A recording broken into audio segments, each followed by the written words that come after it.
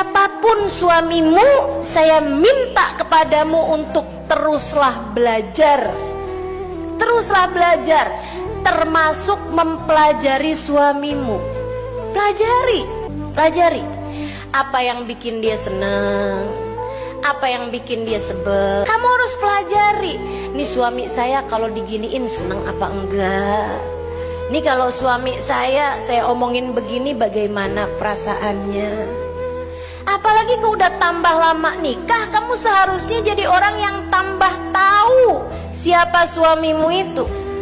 Jangan sampai nikah udah lama nggak paham tentang suaminya.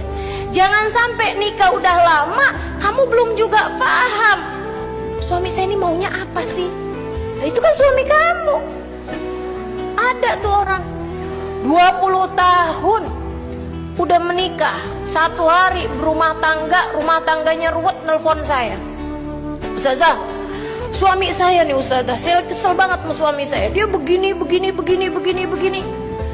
Terus habis itu dia nanya, gimana cara saya ngadepinnya Ustazah? Nah, suami kamu, kenapa harus saya yang menghadapi? Saudaraku sekalian, saya tahu gimana cara ngadepin suami saya, tapi cara menghadapi suamimu ya seharusnya kamu yang paling tahu. Makanya ketika ada seorang anak muda nanya sama saya, Ustazah, gimana caranya hidup berumah tangga Ustazah? Saya bilang, Dek, kamu gak akan bisa pelajarin caranya.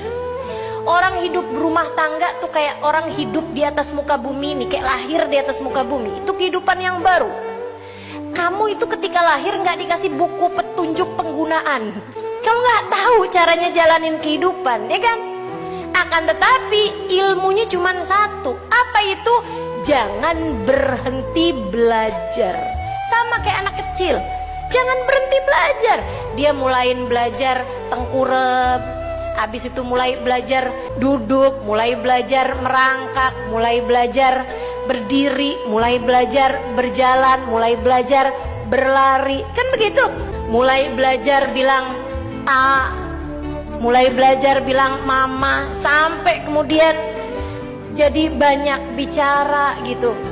Karena kita tidak berhenti belajar, karenanya kita jadi ngerti caranya berkehidupan. Nah, berumah tangga tuh persis seperti itu. Silahkan masing-masing pelajari suaminya, pelajari suamimu. Bukan kemudian kamu liatin, kamu tulis gitu.